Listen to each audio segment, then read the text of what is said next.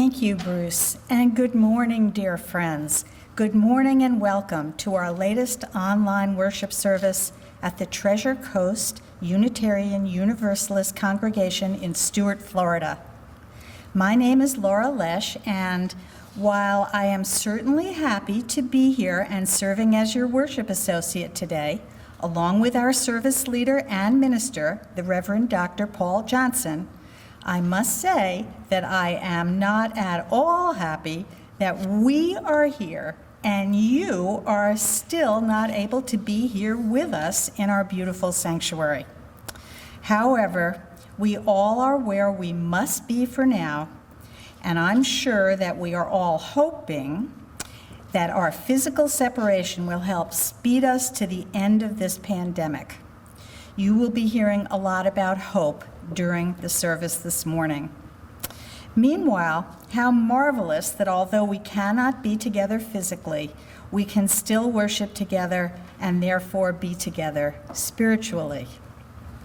Our music director, Bruce Ruby, is providing our music today, and our director of religious education is Karina Poloni, who is doing some separate postings for our children.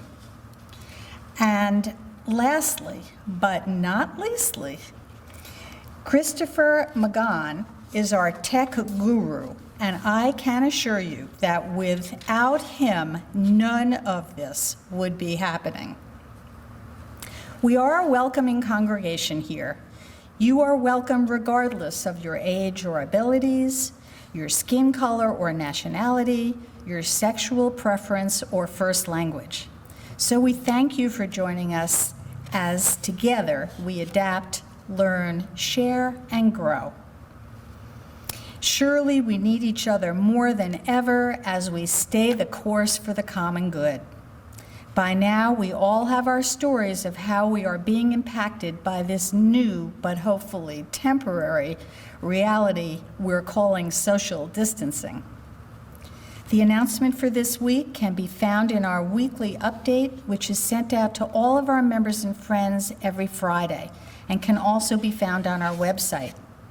There you will find our 7 principles that unite us, our 6 sources which guide us as a community of faith. So I hope you will take a look at the website.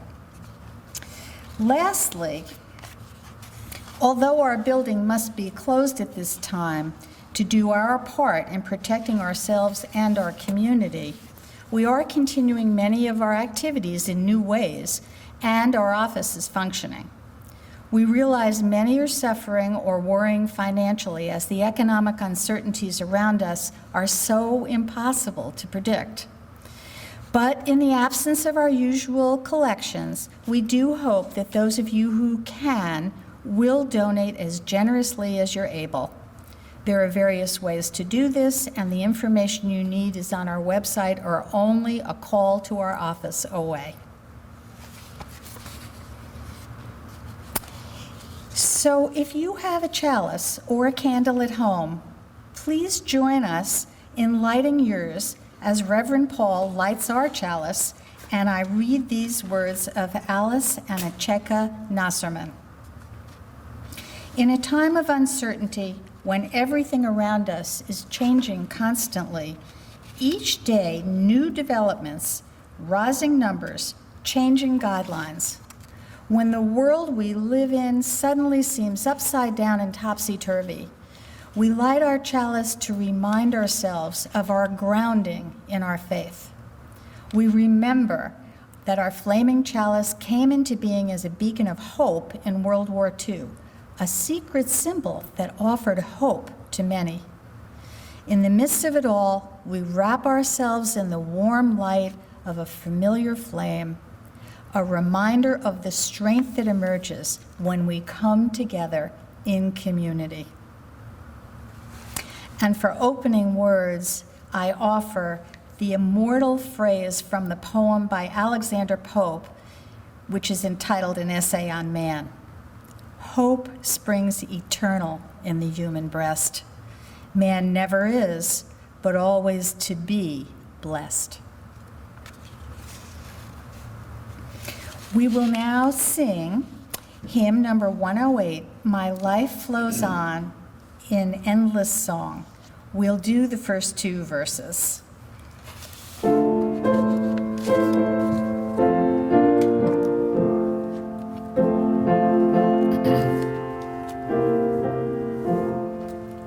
My life flows on in endless song, above earth's lamentation. I hear the real, the far-off hymn that hails a new creation.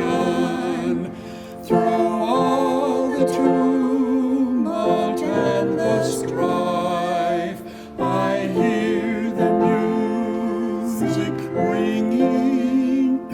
It sounds an echo in my soul. How can I keep from singing?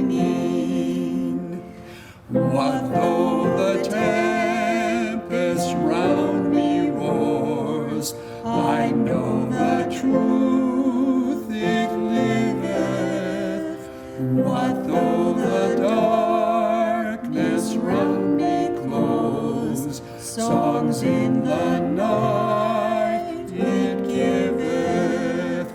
No storm can shake my inmost calm, while to that rock I'm clinging.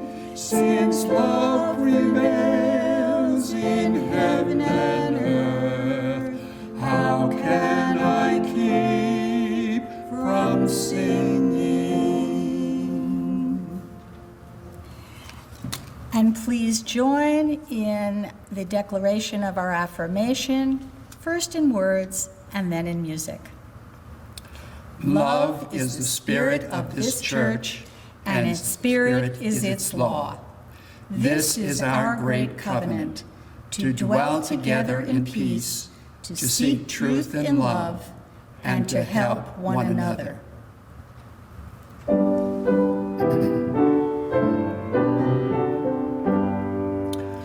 From all that dwell below the skies, let faith and hope and love arise. Let beauty, truth, and good be sung from every land, by every tongue. Amen.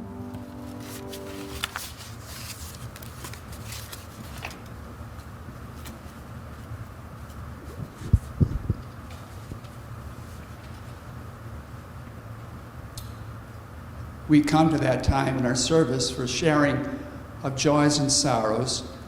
And some of you may not have heard this news as yet, that on March 22nd, Vince Hall passed away. A few days before, he and his wife Phyllis had left us to go back to Hartford, Connecticut, and then not too long after that, he passed away. If you would like to send a letter of condolence or sympathy to Phyllis, just call the church office and Debbie will give you an address where you can send a card. I'd also, and I'll move a stone from our individual lives to our corporate religious life in honor of the life of Vince.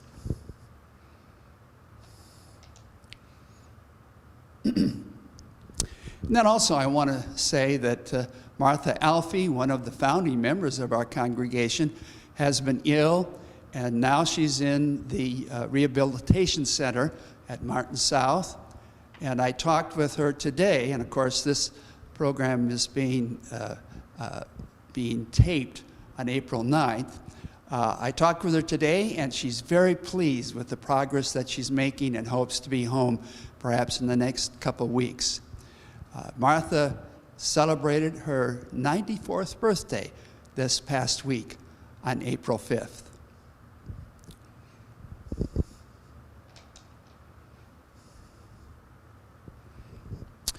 For these joys and sorrows shared, and for those many unshared and abiding with all of us out in the reach of my voice, we lift our hearts as a caring religious community.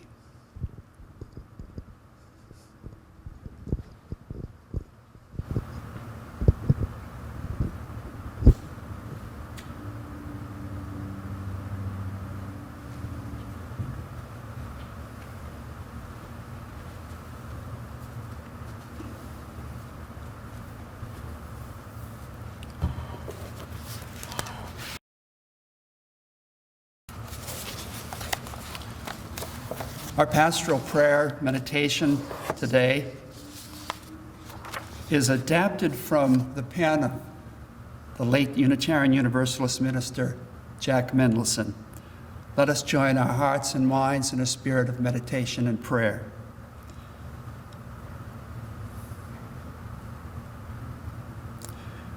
We come together this morning to grow, to be healed, to stretch mind and heart, to be challenged and renewed, to be helped in our own continuing struggles for meaning and for love, to help build a world with more justice and mercy in it, to be counted among the hopers and doers. We seek to align ourselves with a living community that would affirm rather than despair, that would think and act rather than simply adjust and succumb. So here this day, we invite the spirit of our own humanity and the healing powers under, around, through, and beyond it to give us the nerve, the toughness, the sensitivity, and the hope to search out the truth that frees and the life that makes all things new. Thinking of these things, let us be together for a period of silence.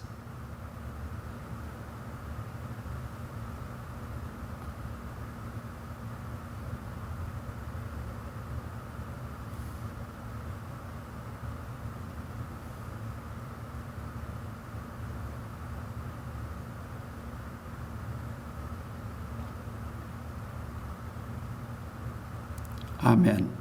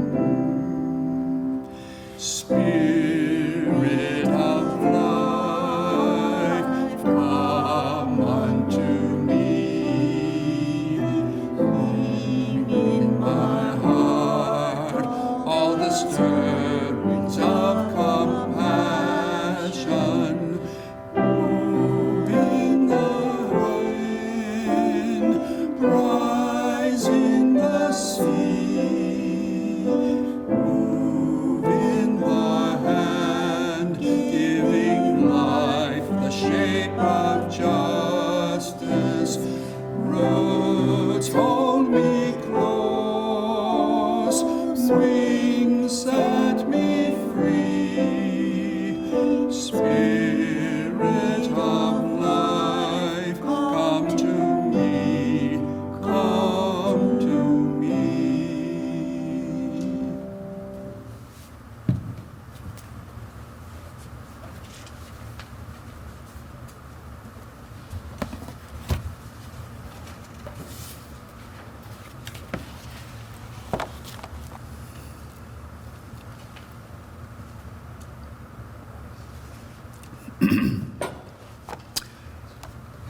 These past days during the coronavirus crisis, I found myself thinking a good deal about hope.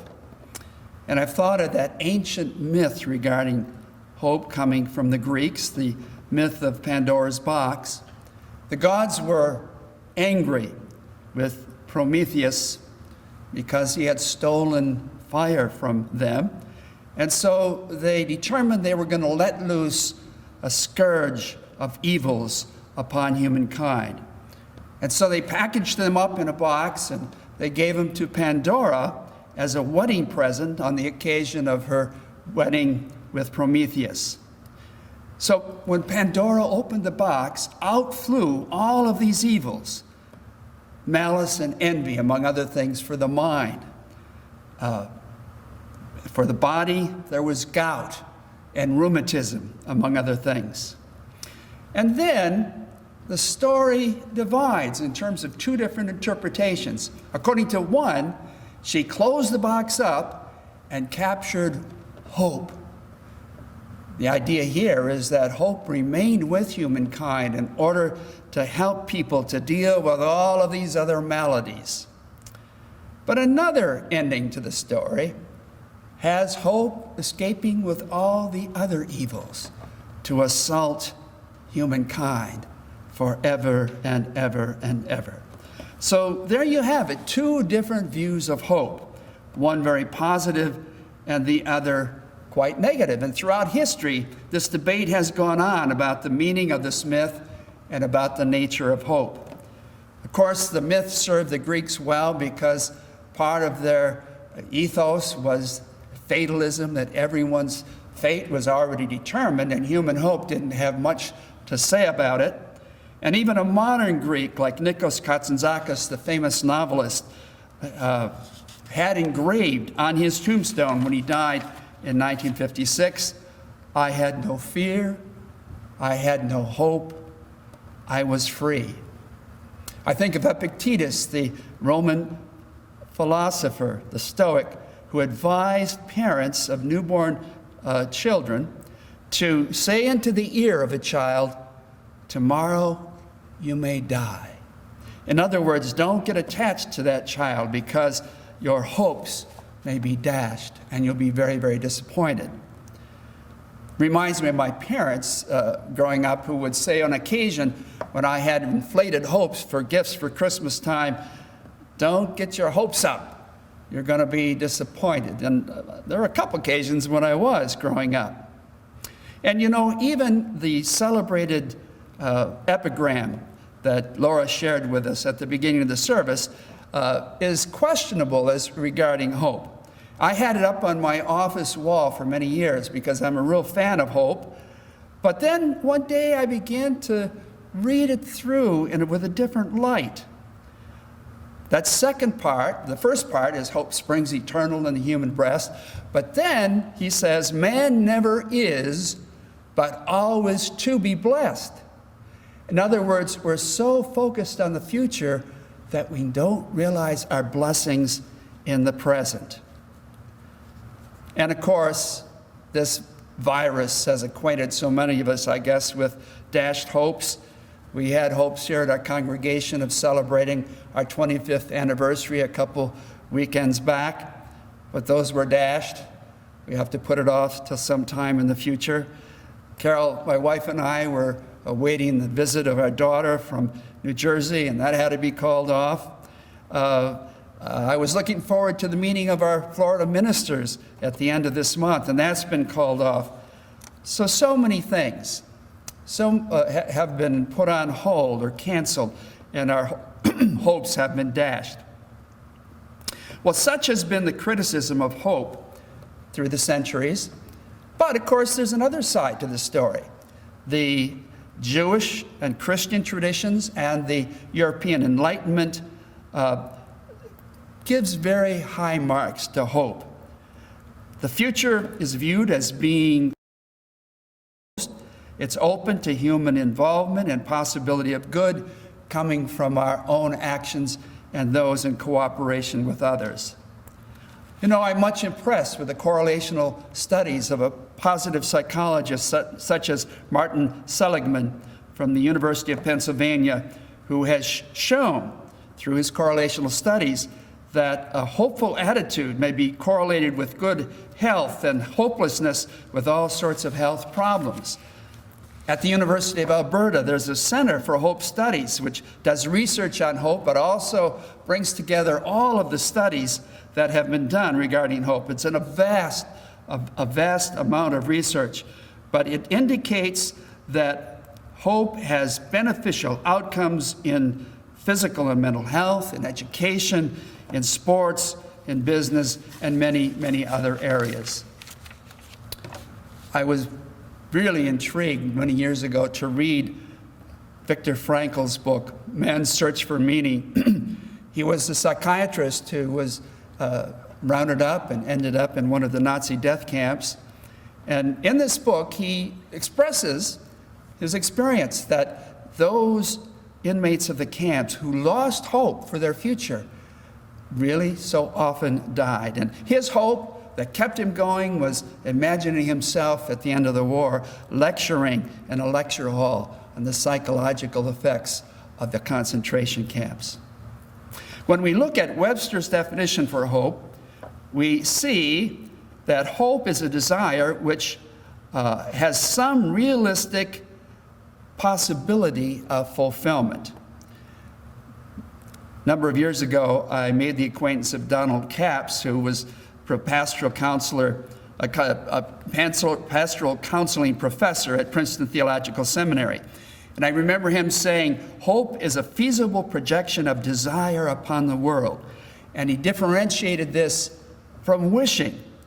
Wishing is a shot in the dark.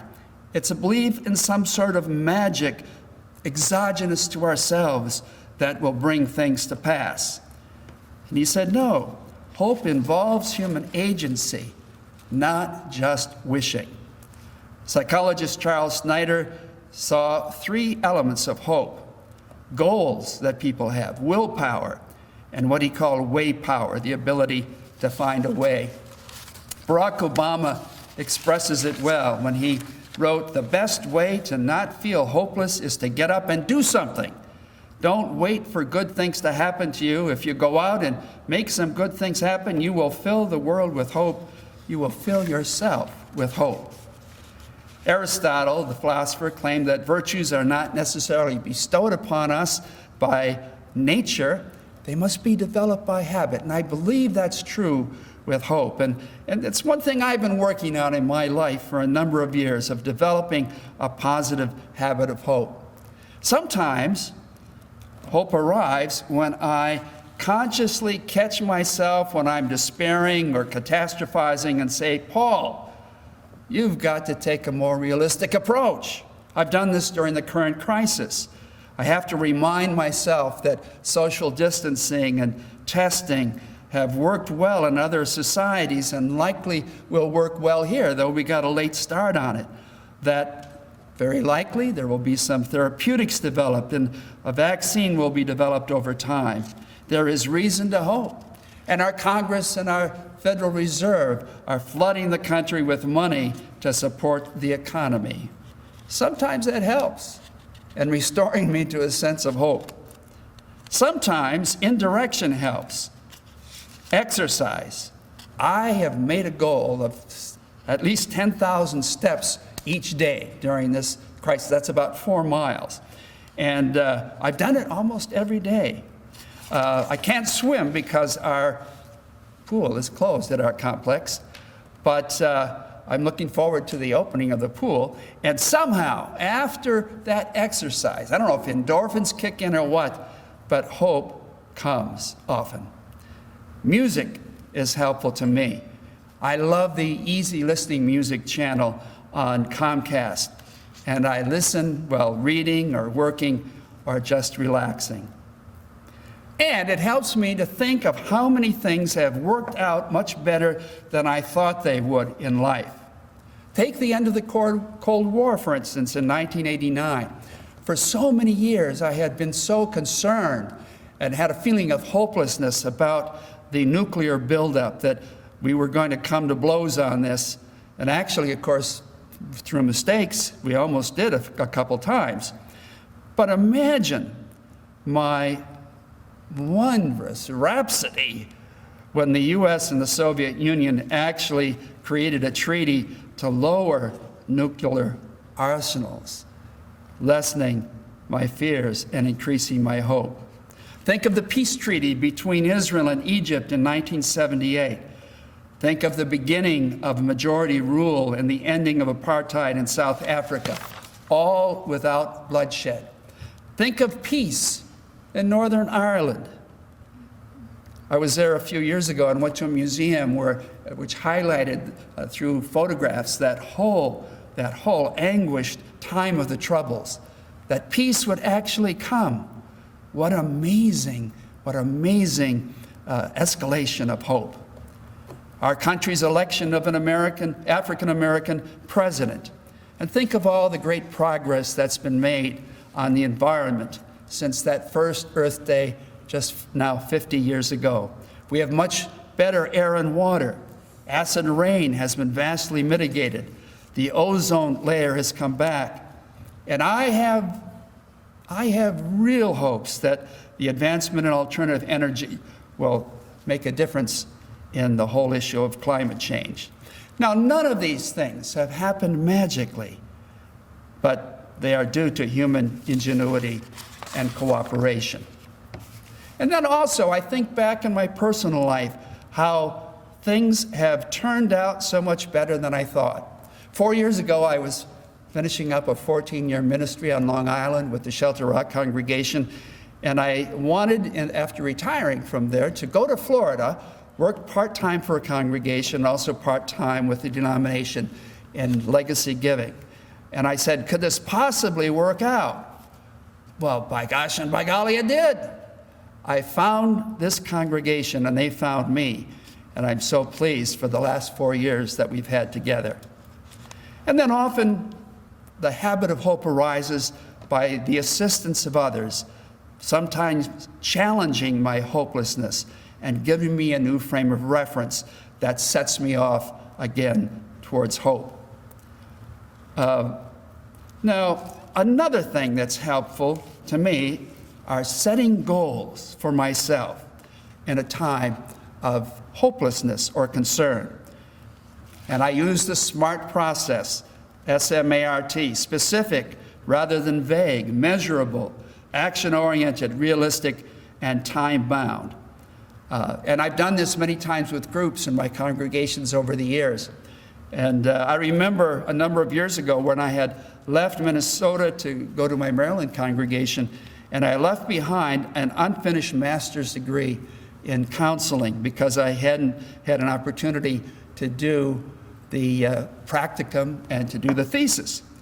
And my advisor, who had been somewhat difficult to get along with, became incapacitated. I got a new advisor. He encouraged me to get this practicum done and to get the thesis done, but I worked with a that helped me set the goals and held my feet to the fire until I actually was able to get it done. So the assistance of other people is so very important. How about the end of life? Does hope play a role there? As part of my seminary education, I spent 12 weeks in an oncology ward at a hospital working with terminally ill patients. And I saw that Elizabeth Kubler-Ross was right in her delineating different stages of the dying process: denial, anger, bargaining, and depression. But there was a final stage so often of acceptance, It wasn't a happy stage, but it was a stage at which people retained hope. And that amazed me. Hope that their death would be as painless as possible. Hope that they could achieve positive closure with family and friends. Hope for a life to come and the beyond.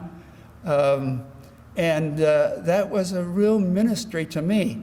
I had taken that on because I was so fearful of how I would do at the end of my life.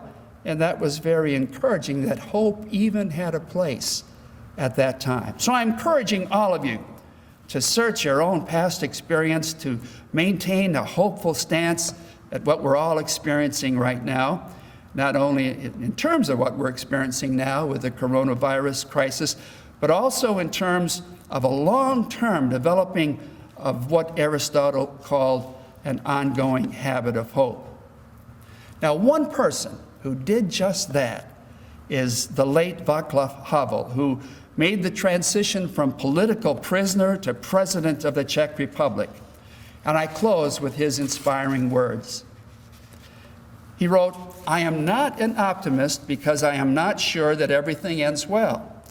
Nor am I a pessimist because I am not sure that everything ends badly. I just carry hope in my heart. Hope is the feeling that life and work have a meaning. You either have it or you don't, regardless of the state of the world that surrounds you. Life without hope is an empty, boring, and useless life. I cannot imagine that I could strive for something if I did not carry hope in me. I am thankful to God for this gift. It is as big as life itself. May it be big for you as well. Amen." Our closing song is an amalgamation of two African American folk tunes. We Are Climbing Jacob's Ladder, and We Are Dancing Sarah's Circle.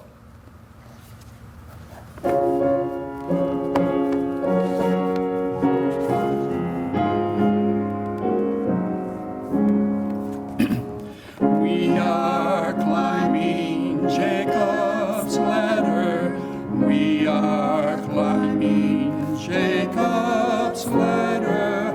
We are climbing Jacob's ladder. We are climbing on. We are dancing Sarah's circle. We are dancing Sarah's circle. We are dancing Sarah's circle. Sisters, brothers, all. Though the road is steep and rugged, though the road is steep and rugged, though the road is steep and rugged, we are climbing on.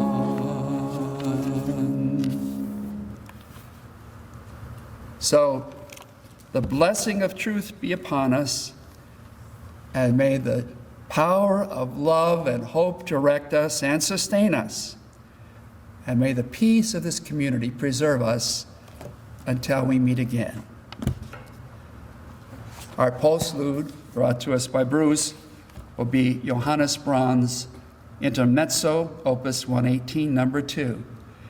And he asks that we honor the remembrance of people who have died as a result of the pandemic as he plays.